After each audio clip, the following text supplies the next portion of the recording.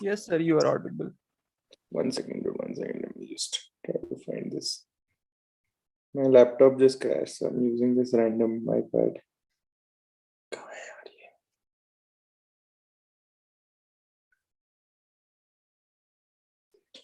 I'll just upload those presentations to the Google Drive and then that's it.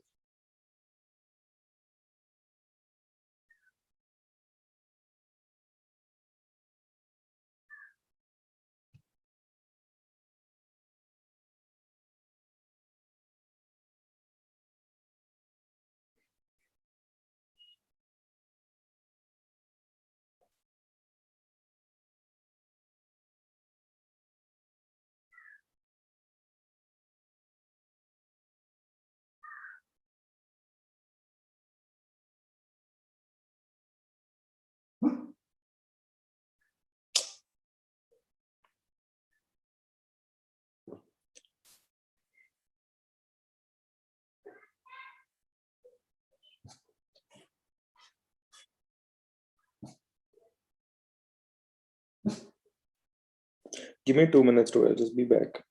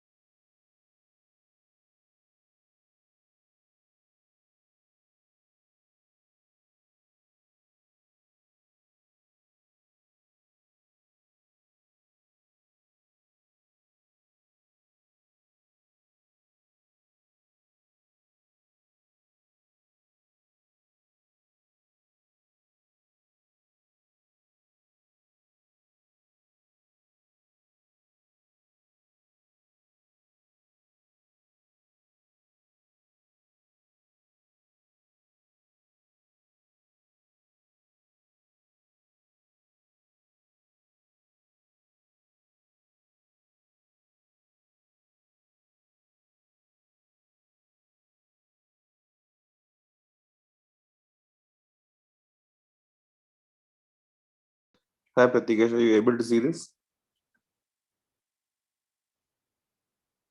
Yes, sir, you are. I can So see my your screen share is yes. okay. Yes, yes. Cool, I'll just probably keep my camera off this video because I'm a little outside and I'm using my laptop. Okay. So in today's video, we'll focus on the current affairs for November. So we'll be wrapping up whatever was left from November. There's a diversity of topics from international relations that we obviously cover. Then we have a little bit of economics. And then we have a couple of miscellaneous topics pertaining to India and India's nuclear disarmament, India's nuclear policy, and what sort of stance India has generally taken across global treaties pertaining to nuclear energy. Okay. So anyways, the first topic that I want to talk to you about is the Forest Rights Act. So Forest Rights Act has been in the news for the last 3-4 years.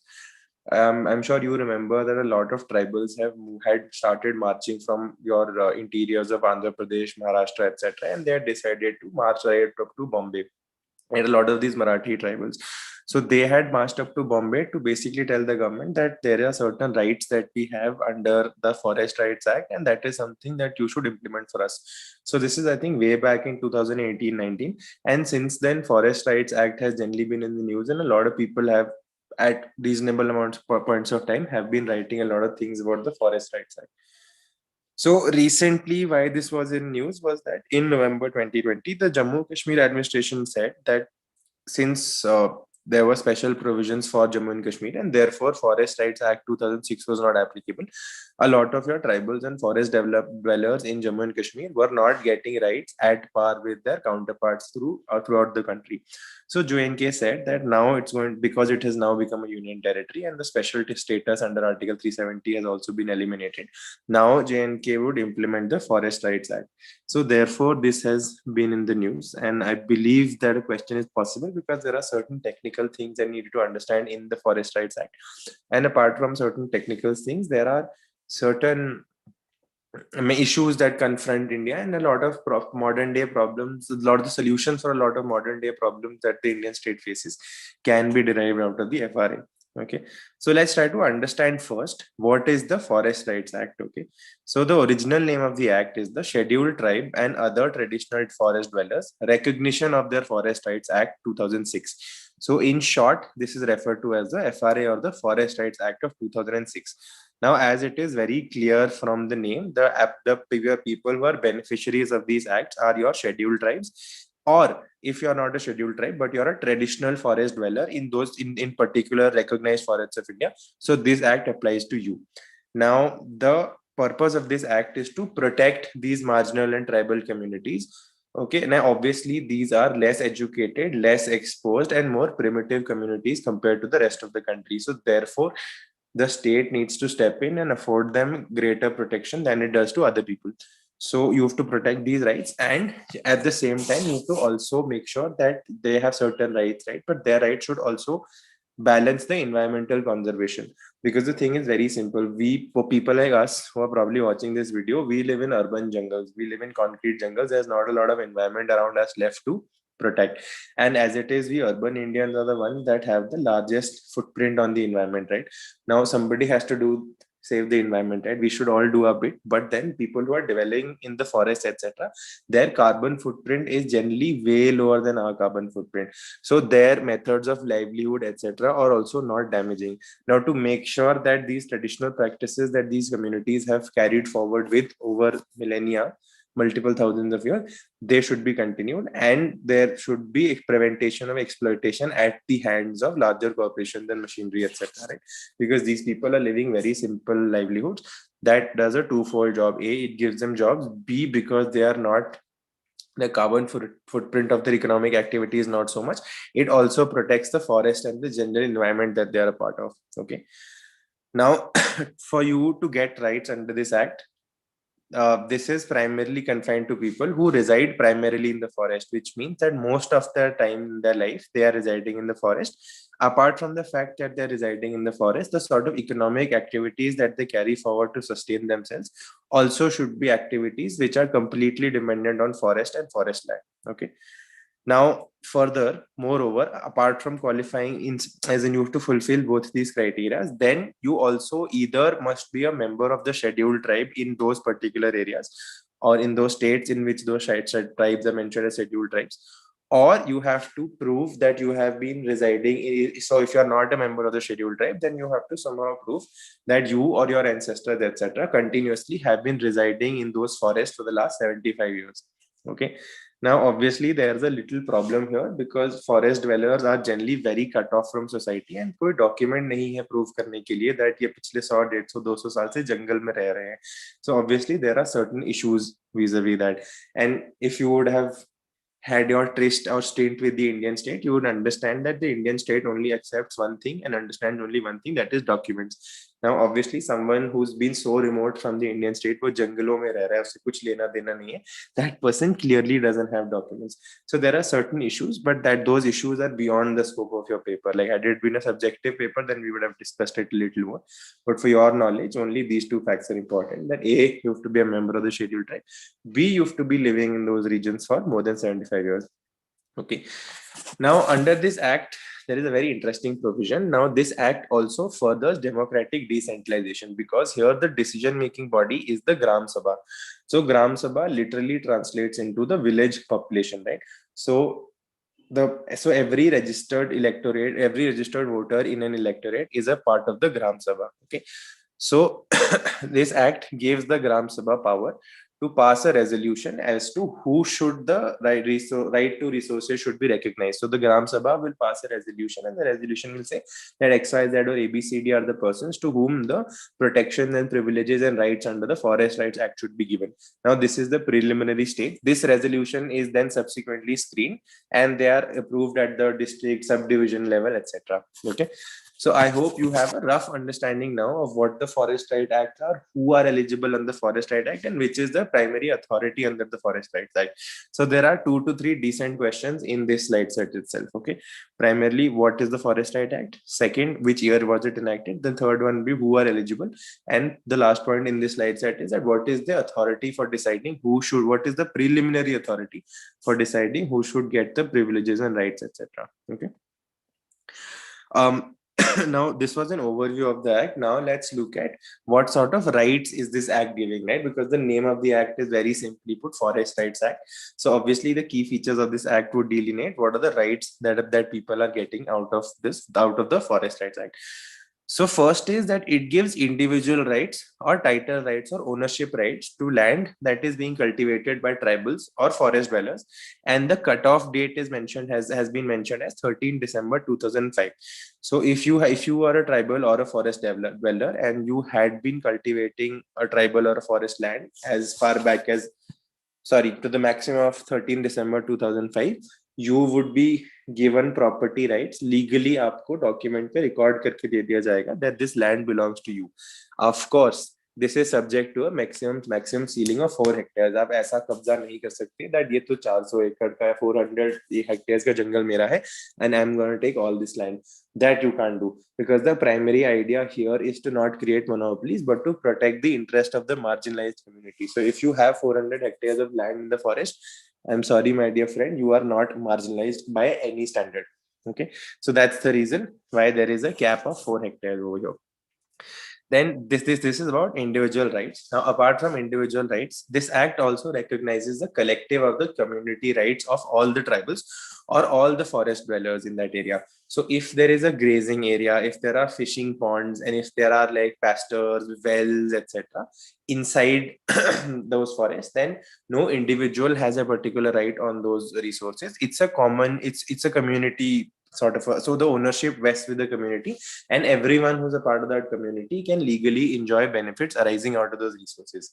So these are the physical resources. Then you could also have intellectual property and traditional knowledge which are emanating from that forest. For example, there is one particular kind of herb, let's say, in that forest, and that herb has anti-aging properties. Now, if you use that herb in a particular way, then that formulation has anti-aging properties. So let's say these tribals use this formula. Now foreign companies, pharmaceutical companies can come in, they can take these formulas from them, but however, they will be given protection under intellectual property laws, and this will qualify as traditional knowledge. So whatever profits those sort of large pharmaceutical companies will make, these people will also get a certain share of those profits, right? So this is an example of how their community rights over a product, over a physical resource, over an intellectual property, or over traditional knowledge or wisdom that their culture has enabled them with over thousands of years. So if you can make any sort of benefits out of it, your community as a whole will be entitled to those benefits. Okay. Now, then you also have certain relief and development rights, in the sense that, let's say, you were evicted illegally, or the government requires that forest land for some purpose, right? Or there is some sort of a forced displacement. Let's say there is a large river that runs through these forests, and the government has decided that it is in the larger interest of the population that there needs to be a dam or a hydroelectricity power project at this through this at this river. Now, when that happens, obviously a lot of forest area will be submerged. So it might happen that you are being traditionally a forest dweller or a tribal in these regions, right? So obviously, when that sort of a forced displacement takes place, the government under the forest, obviously it has its other laws like your Land Acquisition Act, etc. But as a special protection measure under the Forest Rights Act itself, the government has an obligation, or whatever party, private party, if that creates a dam or an infrastructure project, it has an obligation to rehabilitate you and give you basic amenities, etc. Right? Now, then you also have forest management rights. So the entire idea behind your forest dwellers and tribals who are a part of this community is that these people have been surviving there and these people have been living in that environment sustainably for thousands of years. Now, if that sort of forest has survived with these people managing it for thousands of years, obviously logic demands that these people should be allowed to continue with the sort of practices that they have been following, because those practices are sustainable. Unme inka livelihood bhi chal raha hai, and at the same time the forests are also being protected in a sustainable manner. So therefore that entire community gets exclusive management rights over the forest. Okay, so these can now manage community forest resources, etc. And that's a win-win, that you continue to get your livelihood and the forests are also protected. Now, obviously, because you're the forest is a part, as in you are a part of the forest, there are certain minor forest produce in the forest, right? Say, for example, you have honey, you have resin, you have tendu leaves, etc. So this is legally qualified as minor forest produce. Okay. So for major forest produce like timber, etc., you have licensing requirements, etc. For minor forest produce, you don't necessarily need a licensing requirement. The Forest Rights Act allows you to collect the MFP.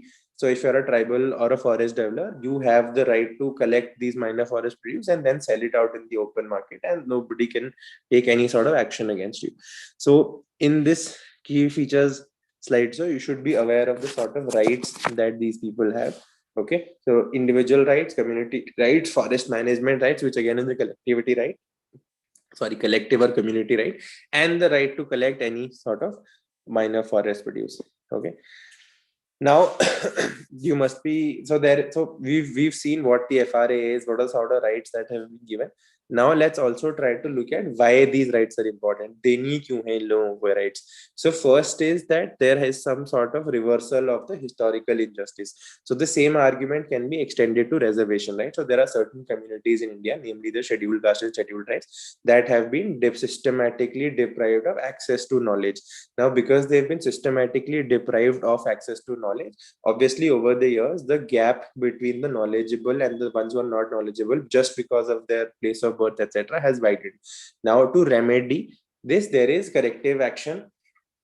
There's a corrective action / affirmative action in the form of reservation. And this entire idea is to restore all of the historical wrongs. So in the same manner, with regards to Forest Rights Act, it says that the forest dwellers and scheduled tribes and other forest developers were denied a lot of forest rights since the British came in, right? So before the British came in, most of these forests are not regulated anyway. So these communities traditionally enjoyed all the rights. Now, when the British came in, they had economic interest in the forest. They had leisurely interest also in the forest. They wanted to preserve forest for hunting, etc., whatever reasons. And obviously they had economic interest. So they had enacted a lot of laws and acts which had deprived these traditional dwellers from their cultural and ancient and historical societal rights that they enjoyed over these forests.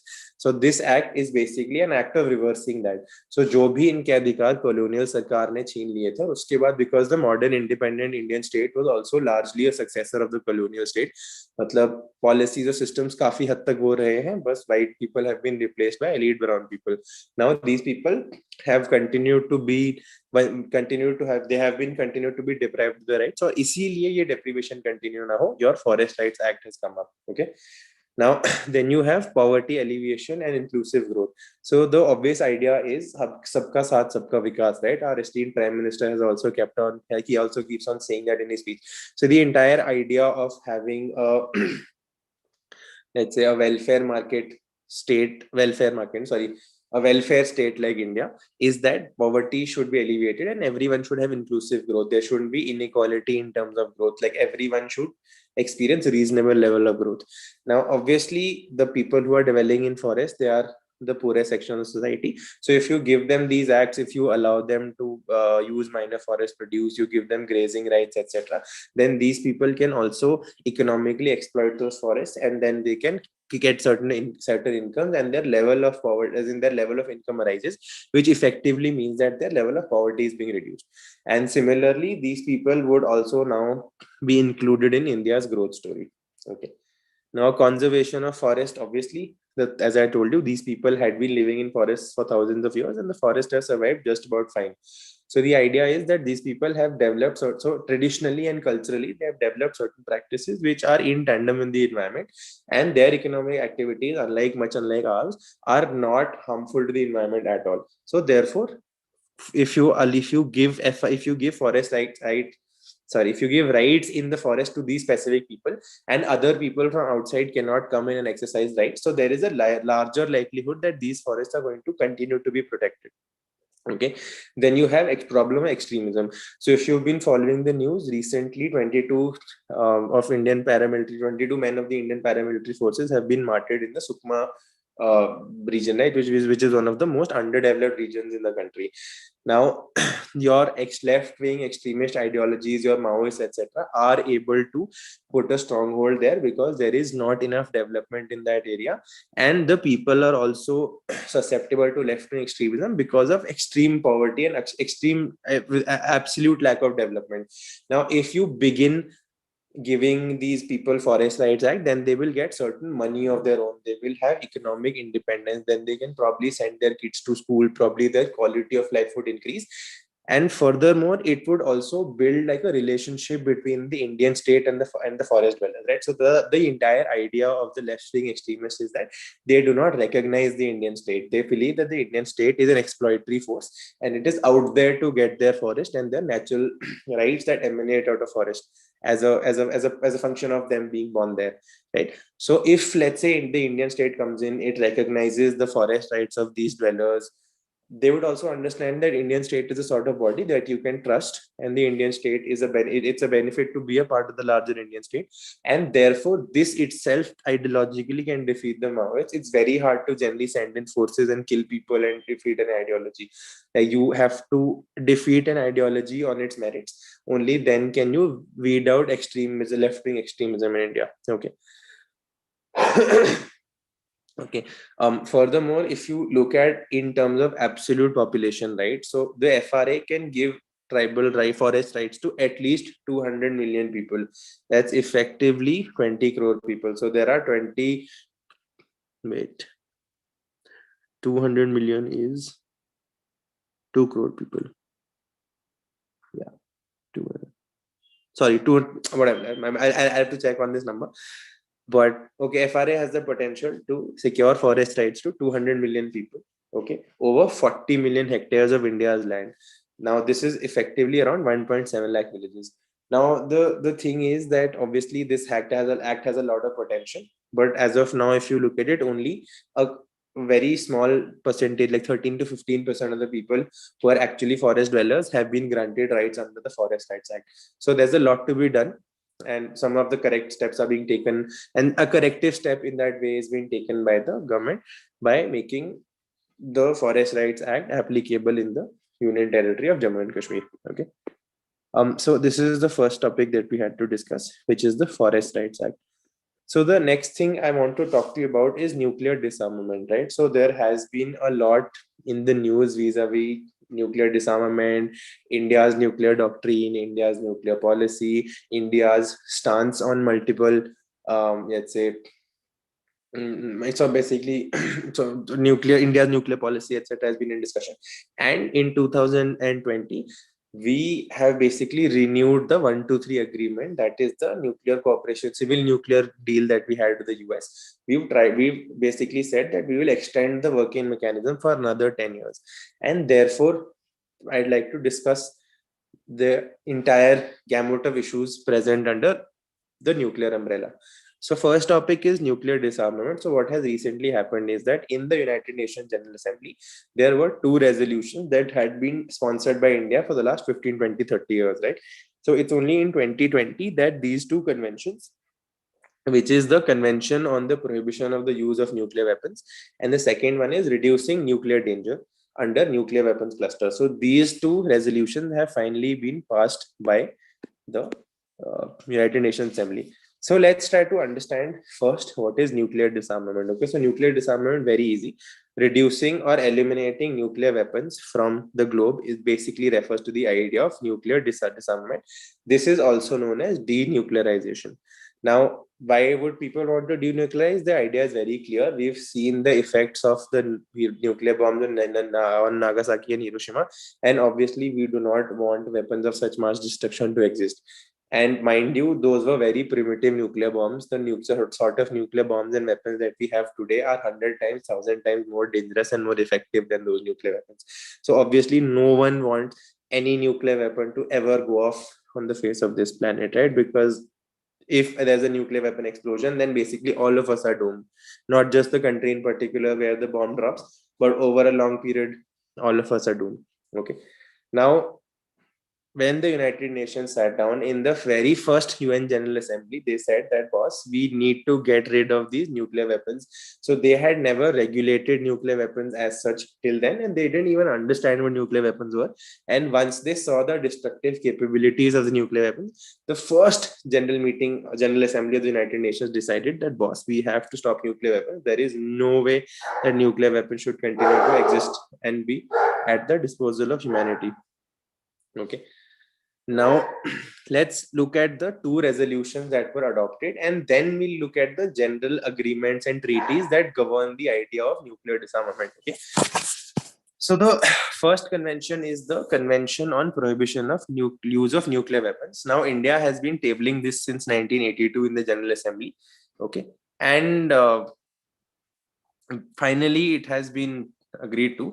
So this convention basically says that the Conference on Disarmament, which is a multilateral disarmament forum which was established in 1979, this has to commence negotiations on an international convention which prohibits the use or threat of any nuclear weapons under any circumstances. So there has to be no exceptions, and usage of nuclear weapons has to be completely unacceptable. So this Conference on Disarmament is a very interesting conference. This came about in 1979.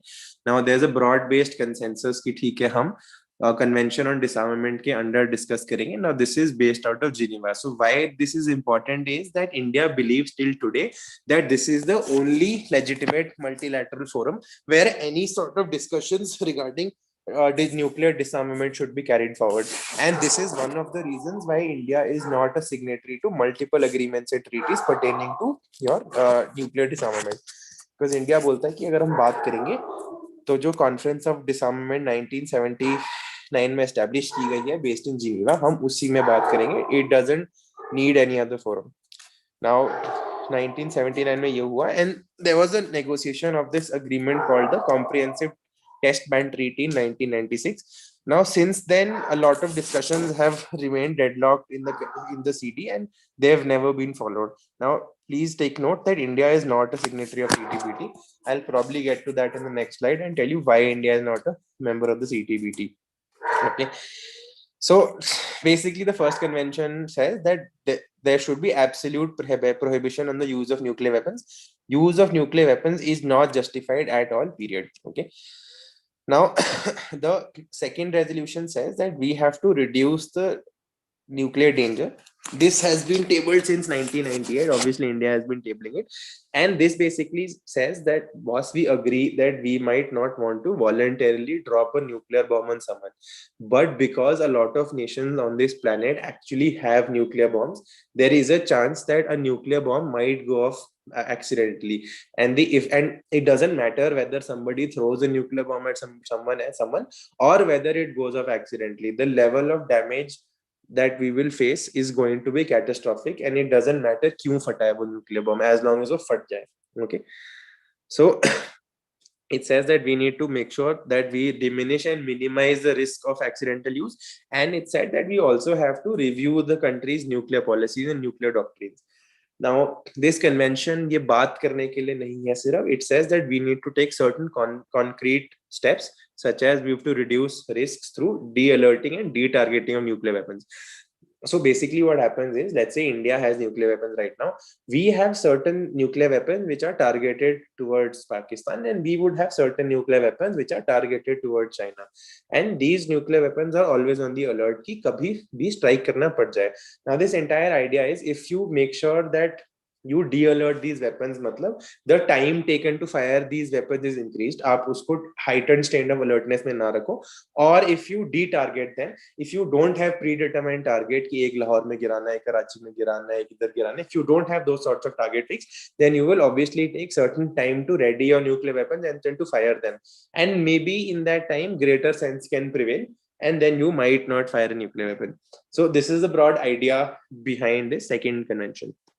Okay, now before we move forward and before we look at India's very interesting stand on in India's history of nuclear disarmament, let's understand the 4-5 global treaties that govern nuclear disarmament and that are very important.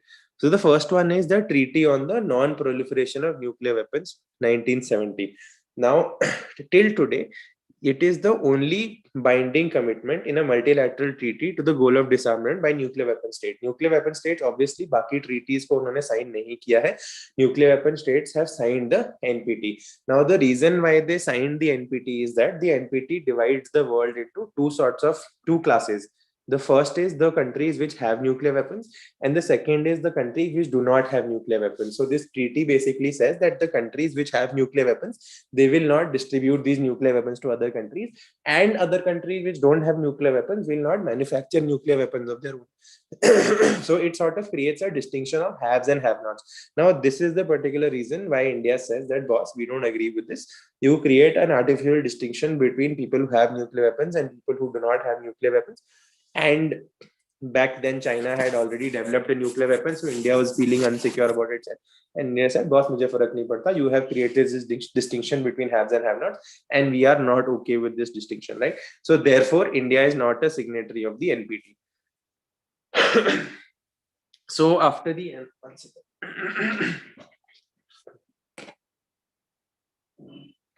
So after the NPT, you have another treaty called the Comprehensive Nuclear Test Ban Treaty. Now, it opened for signature in 1996. However, it has not yet entered into force. So CTBT basically says that it bans all sorts of nuclear explosions in all environments. Now, India is not a part of the CTBT because to India says that you do not need CTBT. You have the CT. You talk about disarmament in the CT itself. Secondly, there is a technical reason why. So CTBT basically bans all sorts of physical testing. Okay, 1996 में open up हो गई थी. Now what happened was, all of these advanced countries like your France and the US and the UK and Russia, etc., they had developed certain test wherein they could have computerized testing of nuclear weapons. So उन्हें actual explosion कराने की जरूरत नहीं पड़ती थी. Their technology had advanced so far that they didn't need a physical explosion. So at that point of time, a lot of countries like India did not have that sort of a technology. So therefore, that was the primary reason that we will not ban testing of all sorts. Okay. So before the CTBT, there was another partial test ban treaty. So partial test ban treaty, everyone has signed. That's not a big issue. The comprehensive test ban treaty covers all sorts of tests, and obviously the countries are not okay with it. Maybe if you look at the reality in 2020, yes, India could go ahead and sign the CTBT because India has also now developed that capability of testing for nuclear fission on a computer and digitally. So it doesn't actually now need to conduct those sort of tests. India ने ratify नहीं किया है, India sign कर देगा तो अब इतना बड़ा प्रॉब्लम नहीं है इंडिया के लिए. Okay. Now, the last treaty, which is very important. Now, this is generally a January 2021 current affair, but since we are discussing nuclear weapons, etc., I'm putting this here. So the last treaty is Treaty on the Prohibition of Nuclear Weapons, or the TPNW. Okay. Now, this is the first legally binding international agreement जो comprehensively बोल देता है that nuclear weapons नहीं होने चाहिए, and the final aim is to make the world free of nuclear weapons. Now, it has entered into force on January 22nd, 2021. So this treaty clearly says कि threat that देखो, it says development तो problematic है ही, testing भी नहीं कर सकते, you can't have production, you can't stockpile, you can't station, you can't transfer, and you can't use the threat of the use of nuclear weapons. Okay. As well as you can't give any sort of assistance and encouragement to the prohibited activities. Now, March 2021 में दुनिया भर में सिर्फ 54 states have acceded and ratified to the treaty. Recently was Comoros.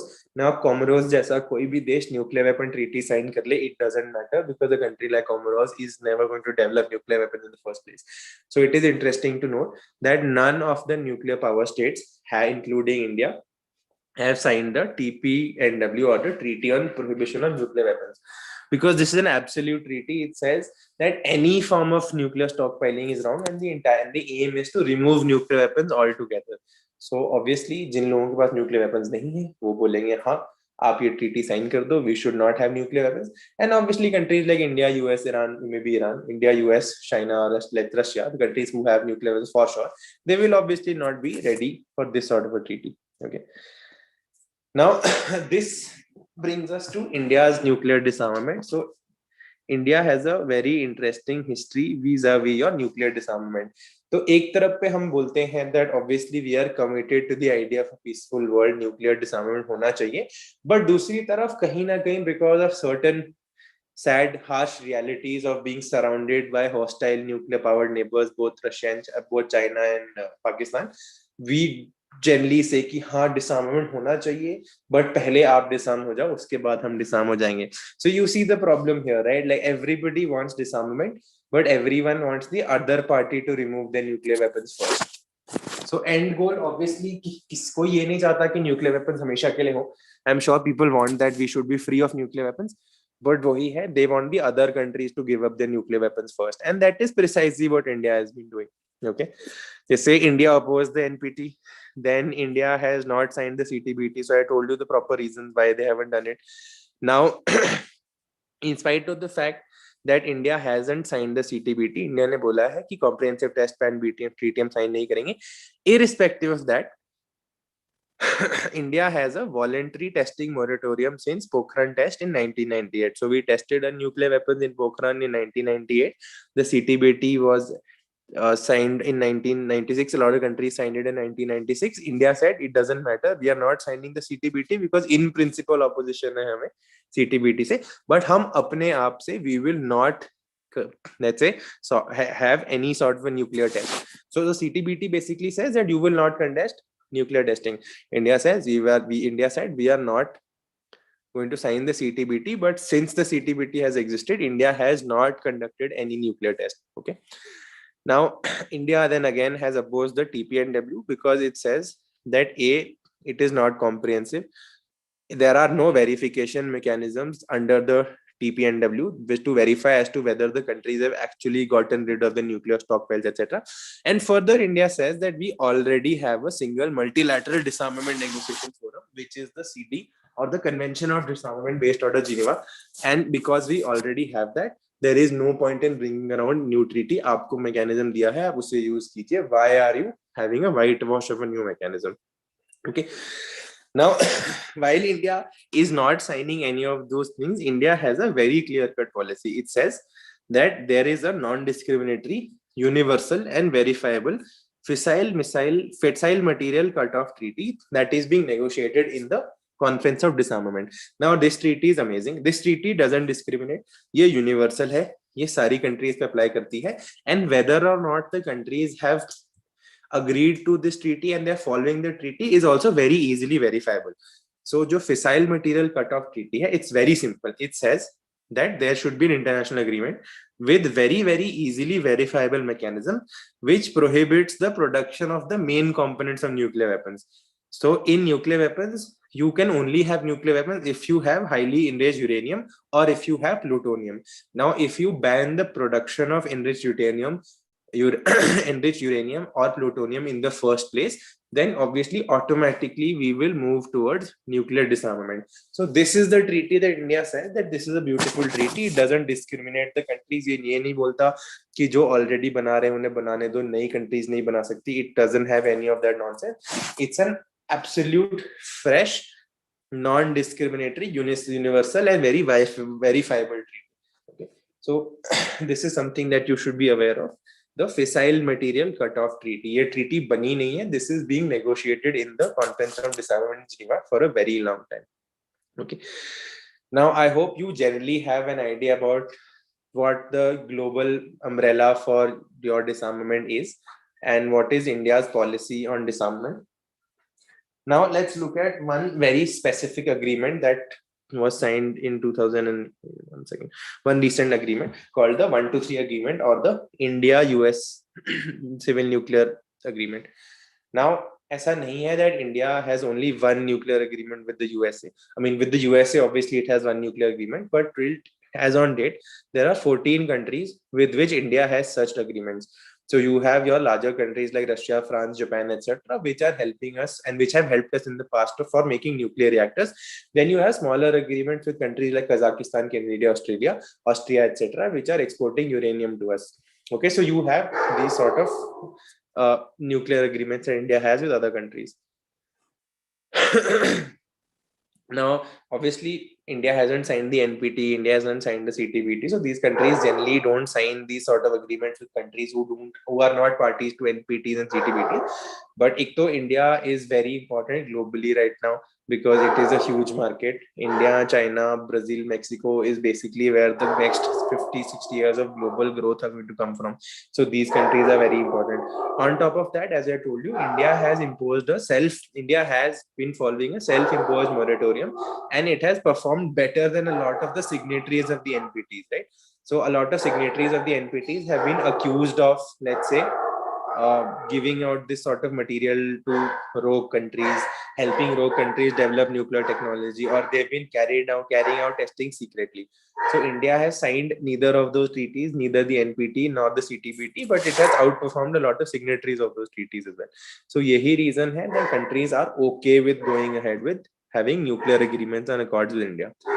So let's look at what the Indo-US Civil Nuclear Agreement is, because अभी हम 10 साल के लिए extend कर रहे हैं memorandum. Okay. Now this was signed in 2008 between obviously USA and India. इस agreement में India ने बहुत simple चीज बोली that what I will do is I will separate my military nuclear facilities from my civilian nuclear facilities. I will keep my military nuclear facilities secret, but my civilian nuclear facilities will be subject to any sort of a review or an inspection by the International Atomic Energy Agency. Okay.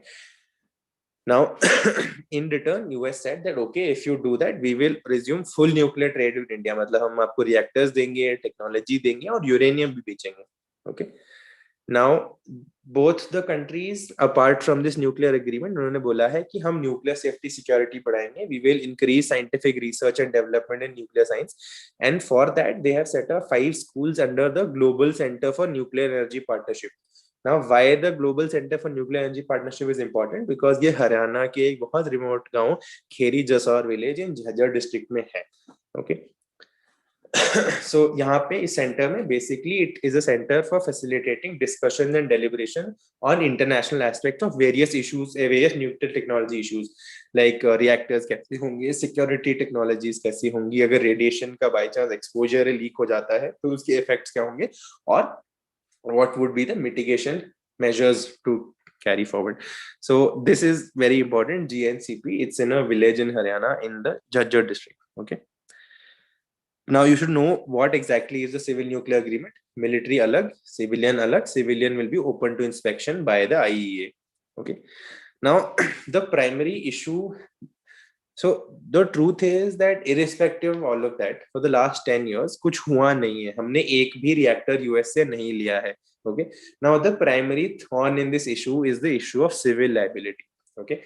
So the general principle globally is that the liability is restricted to the operators, जो वो plant को चला रहा है, ना कि suppliers.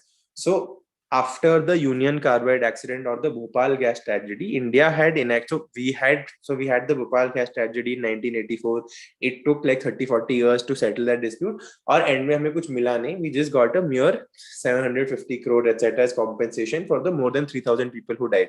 So India said that this should have been at least 4,000 to 5,000 crore etc. A huge sum of money should have been given for compensation, but उस time नहीं था. So India in the aftermath of it, हमने एक act enact की है, civil liability for nuclear damage act in 2010. ये basically बोलता है that the global standard is that the liability for a nuclear reactor going bad and the damage that occurs out of it should be with the operators of the nuclear power plant. Now, the Indian law says that the responsibility will also be with the suppliers of the nuclear power plant, right? And the liability would be unlimited. So obviously international standard के हिसाब से अगर US किसी और country में reactor बनाता है, so the people who are operating those reactors are only responsible for any sort of nuclear failure.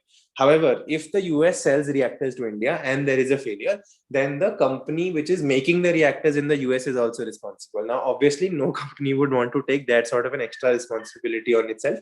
So therefore, this was a very big hindrance. Lekin 2015 mein, a compromise was reached between these two parties, and they basically said that India will set up an insurance pool to protect all companies constructing reactors in the country. So हर साल government भी कुछ contribution देगा. All the companies that are constructing reactors in the country will put in some contribution. Nuclear energy जो produce हो रही है उस पे कोई cess लगा देंगे, या फिर we'll have some sort of a fund etc. which is going to become an insurance pool to protect companies and ताकि वो सारी liability fulfill कर पाए at least in monetary terms. So now this has happened. Let's see how far we progress vis-a-vis nuclear technology. हो सकता है with an expansion of this memorandum, we might be importing a few reactors from the US in the near future. Okay. Now, the next thing that I want to discuss today is the production linked incentive scheme. तो अगर आप news पढ़ रहे होंगे जनवरी 2021 में भी, Feb में भी, मार्च में भी, there's been a lot of buzz about the production linked incentive scheme and about how this is going to be a game changer और ये इंडिया की मैन्युफैक्चरिंग कैपेसिटी को कैसे बहुत ज्यादा बढ़ा देगा. So this all started in November 2010. So in November 2020. So initially there were 3-4 sectors जहाँ पे there was a production linked incentive scheme. So the government realized that the production linked incentive scheme is doing good and the manufacturing output in those 3-4 pilot industries and sectors had ballooned. So because of that, government announced an addition of 10 more sectors into this PLI scheme. तो हम पहले देख लेते हैं what is the production linked incentive scheme. One second.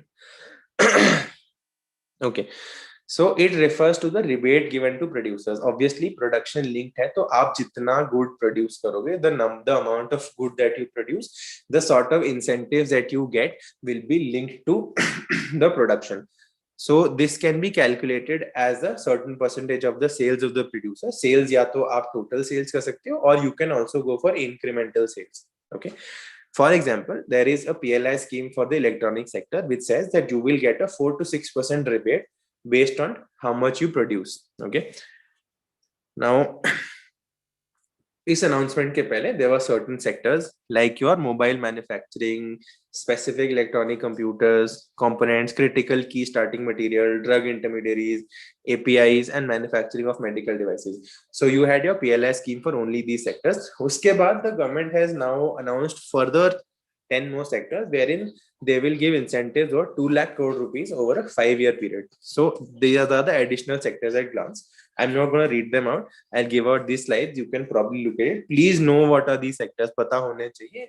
It can be a very easy question. Okay. Now let's look at what are the features of this sort of a PLI scheme. Now PLI may any proposal that has to be given for an individual sector, you have to give this proposal to the expenditure finance committee, and once the proposal is referred to and scrutinized by this committee, this is then approved by the cabinet. Okay. Now obviously this scheme, as we have discussed, is outcome based. आपको पैसा तभी मिलेगा when you show that you have produced some goods, right? So failure के chances कम रह जाते हैं. Let's say I give you an input based scheme. Let's say I give you 100 crore rupees and then I say you go for production. हो सकता है production might not happen. So I would, as a government of India, I would be losing out that 100 crores. But if I have an outcome oriented scheme which says that I will give you this 100 crore rupees provided you produce 500 computers for me first, right? So the output is not raised और इससे production hamper नहीं होती. Now the scheme is obviously focused on scale and size. So now this scheme is not for your Aam Aadmi or small businesses. For them, you have your other MSME incentives and MSME schemes, etc. This is for large scale sort of growth, right? Because the thing is, if India has to become a global competitor and it has to become a global player in the manufacturing market, you obviously need large scale companies and productions and factories, right? Because only then will you be able to harness the benefits of economies of scale, और तभी आप global level पे China जैसी country से compete कर पाओगे manufacturing में. Okay, so therefore this scheme does not focus on small businesses, it focuses on large businesses which are already doing very well, but Indian government says that we want to do even better and compete globally. Now इसमें जिस तरह के sector select किए गए, these are very comprehensive.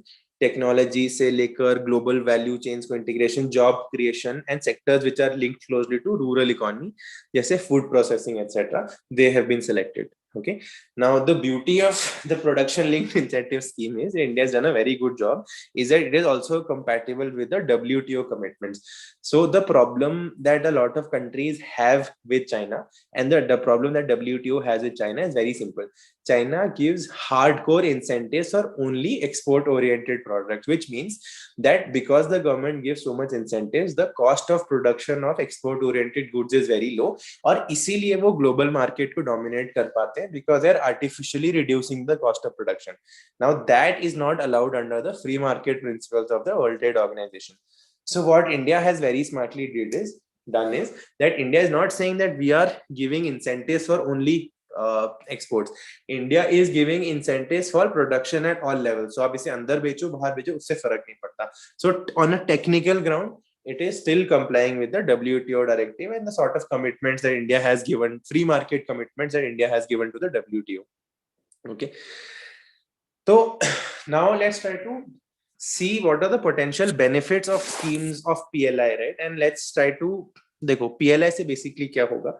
अगर मैं already एक बड़ा businessman हूँ, I have certain units that I'm producing, I can now take more risk considering the fact that मेरे को 6-7% का incentive government से मिल ही जाएगा if I'm producing these many units. Now if you are running huge businesses, right, you would understand that even a margin of 1 or 2% is a big deal. Now if the government gives an incentive of 4 to 6%, then that's a huge deal, which also means that if you use this incentive, आप capacity build कर सकते हो, you can hire more people, you can improve your technology with the 5-6% money that you're saving, and in the long run you can compete directly with highly evolved production houses in countries such as China. Okay, so that is one benefit. Second is that we could also attract a lot of FDI. So let's say Apple manufactures iPhones in China और उसका खर्चा 100 रुपए आ रहा है. Okay, now let's say India में Apple को खर्चा 105 रुपए आ रहा है, इसीलिए Apple is producing iPhones in China. Now if the Indian government says that we'll give you a rough incentive about 7%, now suddenly instead of 105 rupees, the cost of production for iPhones in India is 98 rupees and in China it's 100 rupees. So it is possible that I think the company that manufactures iPhones under Apple is Foxconn. So it's possible that Foxconn will say that, okay, let me try to save this additional 2 rupees also, और मैं China छोड़ के India चले जाता हूँ. So you can have these sort of potential benefits. तो ये तो हो गए larger macro benefits. Now let's look at some more, a little more specific benefits. So first is increasing strategic autonomy. Now so India obviously, right, wants to be Atmanirbhar. So now one sector that India should be very Atmanirbhar and it should be autonomous is the telecom equipment sector. Now recently there have been a lot of cases of spying. So you have your Huawei and ZTE and all these Chinese telecom equipment manufacturing companies which have been accused of spying in different countries. So if India has to build a robust and a secure communication network, so obviously you would have to become a hub of telecommunication products and you will have to become a large scale original equipment manufacturer. So now the reason why China is having all of these telecom companies because it is cheaper to manufacture all those equipments in China. Now, if India has good policies, including production linked incentive schemes for your telecom sector, then obviously the cost of production in India for telecom equipments will become low, and therefore India can become a hub for telecom equipment. So इसीलिए India can also then become a hub for it can become an original equipment manufacturer of telecom products, right? So therefore, the problem of China being intrusive and getting into our communication network is also solved to a very large extent. तो ये फायदा हो सकता है. Obviously if that happens, jobs etc तो वैसे भी create होंगे ना, GDP etc increase तो होंगी ही होंगी. Apart from that, there are strategic benefits. Then India can utilize comparative advantage. So the principal comparative advantage is in economics is very simple. हो सकता है एक country is good at producing good A and another country is good at producing good B. Now if both the countries are producing both these goods, दोनों countries का loss हो जाता. But because there exists free market and free trade across the world, country A will produce only good A and country B will produce only good B. And because they are very good at production of these goods, उनको एक advantage मिल जाएगा vis-a-vis the other country. So they can trade in their own products, and that's how basically the principle behind global trade is. That's what the principle is. So India also has a certain comparative advantage in sectors like pharmaceutical industry. So obviously if you already have a comparative advantage, then you also give a production linked incentive scheme to a sector which already has a global comparative advantage. The benefits that you can reap out of these sectors can be immense. फिर आ जाता है issue of developing the nascent but high potential sectors. Now there are certain sectors in the Indian economy right now जिनका output और export इतना ज़्यादा है नहीं, but if these sectors are nurtured for a while and developed, the sort of production, the sort of potential they have is immense. For example, if you look at the food processing industry, so currently the food processing industry is very small. Now think about it. If the food production industry is developed to a large extent, who are going to be the biggest beneficiaries? India mein 40% of the food that is produced in India is wasted. So this is a study by the Food and Agricultural Organization. आज ही, what is the date, 7th April के Indian Express में there's a beautiful article which talks about how food wastage is an issue in India. Now in that it says that 40% of the food that is produced in India is wasted. Now if you prevent the wastage of this food, if you divert this food to the food processing industry, obviously the farmers stand to benefit. और हमने जो बड़ा promise किया था of doubling farmers income by 2022, now obviously if you have a robust food production industry, food processing industry, the incomes of the farmers are going to increase. So a good food processing industry would go a large step towards increasing or doubling farmers income, right? So these are the sort of potential benefits that you can have out of PLI schemes. So I was checking your CLAT paper and you have such comprehensive questions as well, right? And instead of facts, they asked you certain reasons that which of the following are the goals of these schemes, etc. So that's why I'm putting this slide out so that now you're aware of what sort of so now you would be aware of the sort of goals of the PLI, etc. Okay. So the last 2-minute topic that I want to discuss with you is liquidity trap. So I don't think there's going to be a passage on liquidity trap per se, but you never know, right? Because last time also there was a very technical passage on LTRO, long-term repo operations of the RBI. So therefore we'll focus on liquidity trap. So the IMF, which is the International Monetary Fund, uski jo chief economist hai, your Geeta Gopinath, she said that it is possible that the global economy is heading towards some sort of a liquidity trap. Now, before we try to gather why she said this, let's try to understand what exactly is a liquidity trap. Okay. So generally what happens is, agar kisi society economy mein, if the interest rates are high, what people would do would be that if interest rates are high, people would be saving more, because let's say if the interest rates are 20%, people will say, okay, I will not spend so much money, I will have savings and I will earn on my savings. Now if and when interest rates keep going low, people will soon realize that up to interest rate come ho gaya, I am not getting that much bang for my buck if I'm saving, let me just invest this money and spend this money. So generally what happens is, when banks or when central banks want the economy to, let's say, grow, and they want there to be economic activity, they want there to be an increase in the economic activity, they will reduce the interest rates. Now because the interest rates are reduced, people have a lesser incentive to save, और फिर वो बाहर पैसा निकाल के invest करते हैं या खर्च करते हैं, and that gets the economy turning. Now that is the usual scenario. Now because of the pandemic situation, what has happened is that the interest rate is very low, and generally if the interest rate is low, the rate of savings should also become very low and people should be incentivized to spend. Now however, because the people are very scared with the sort of uncertainty surrounding the pandemic, irrespective of very low interest rate, they are trying to save as much money as possible, because literally what they're saying is kal kya hoga kisi ko nahi pata, and they're trying to save as much money as possible. Now because they are saving so much and the interest rates are already low, central banks economy को boost करने के लिए और interest rate गिरा नहीं सकते, right? So this is what is called the situation of a liquidity trap. So any additional money supply जो central bank generate करेगा, अब because लोगों की saving mentality इतनी बढ़ चुकी है, if the bank also goes ahead and prints money and distributes money to people, people will not use this money to buy goods and services in the economy. People will just keep this money with themselves in the form of savings. So any additional liquidity also which is now injected into the market will not have the effect of an economic multiplier, and it will not help in growing the economy. So this is what a liquidity trap is. Now, Geeta Gopinathan is correct to be scared of this liquidity trap, because globally speaking, बहुत low interest rate है. 97% advanced economies में central banks ने already rates 1% के नीचे कर दिए हैं. Now, they cannot go below this 1%. So it is very hard for the banks to do anything more. So they can't reduce the interest rates, और इससे reduce ज़्यादा कर नहीं सकते. So the idea that if we reduce interest rates, people will might start spending, that has gone out of the window. So that is going to be a huge problem. So now even if the federal bank or the central banks print more money, there are economic stimuluses, etc., which are given to people, they are just not going to spend. Okay. Now, let's say if people want to spend, if suddenly people realize that, oh, interest rate बहुत कम है, हम spend ही कर लेते हैं, what will they spend on?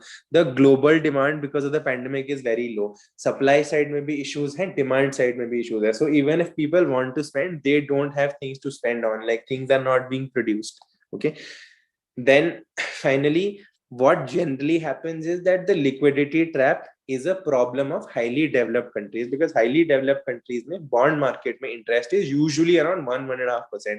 And if you look at the Indian market, the average interest generally has been around 6.5%, right? However, there are certain developing countries like your Peru and Chile जो already economic shock से जा रहे हैं, and they have brought their borrowing cost or interest rates down to almost 0%. Now, if this trend is catching on into developing countries like this, then it is possible that इसका एक seeping या trickle down effect हो सकता है towards developing countries like Brazil, Mexico, and India. And if that happens, and if the entire world goes into a liquidity trap, then basic economics will fail.